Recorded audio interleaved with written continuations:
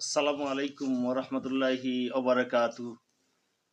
Viewers, আমি এখন আলোচনা করব পড়ে পাওয়া জিনিসের মাসাইল।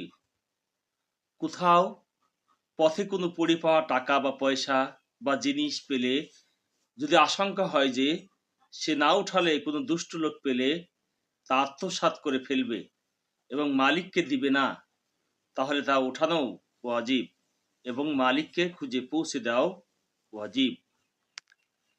কোনো পড়ে পাওয়া টাকা বা পয়সা বা বস্তু উঠানোর পর ওই পরিমাণ টাকা বা পয়সা বা বস্তুর জন্য মালিকের যতদিন বা যতক্ষণ তালাশ করার সম্ভাবনা থাকে ততদিন বা ততক্ষণ পর্যন্ত সাধ্য অনুসারে লোক সমাগমের স্থলে ঘোষণা দিতে থাকবে। মালিককে পাওয়া গেলে বা তার ওয়ারিসদেরকে পাওয়া গেলে এবং মালের পরিচয় বলতে পারলে তৎক্ষণাৎ দিয়ে দেবে। আর না পাওয়া গেলে এবং পাওয়ার কোনো আশা না থাকলে ওই টাকা পয়সা বা বস্তু কোনো গরিব দুঃখীকে দান করে দিবে। তবে সে নিজে গরিব হলে নিজেও তা ব্যবহার ও ভোগ করতে পারবে, কিন্তু গরিবকে দেওয়ার পর বা নিজের গরিব হওয়ার কারণে নিজেই ব্যবহার করার পর যদি মালিক এসে দাবি করে তাহলে মালিক সেই টাকা বা পয়সা বা বস্তুর মূল্য ফেরত নিতে পারবে। অবশ্য সেও যদি দাবি পরিত্যাগ করে তাহলে খয়রাতের সব সেই পাবে।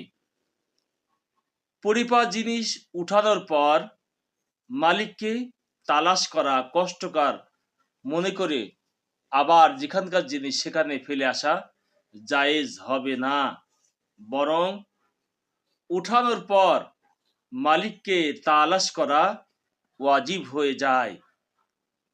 বাগানের মধ্যে নারিকেল, সুপারি, আম, তাল ইত্যাদি পড়ে থাকলে মালিকের বিনা অনুমতিতে তা উঠানো এবং খাওয়া হারাম।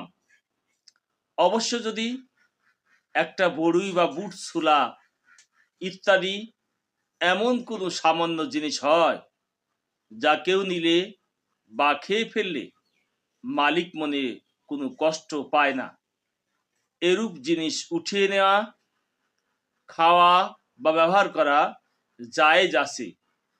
হাঁস, মুরগি বা কোনো পালিত পাখি যদি কারো বাড়ির মধ্যে এসে পড়ে এবং সে তা ধরে রাখে তাহলে মালিককে তালাশ করে দিয়ে দেয়া ওয়াজিব। এজন্য আসুন আমরা ইসলামী বিধিবিধান, ইসলামী নিয়মকানুন কত সুন্দর, কত উত্তম, আমরা চেষ্টা করব এই নিয়মগুলো মেনে চলার।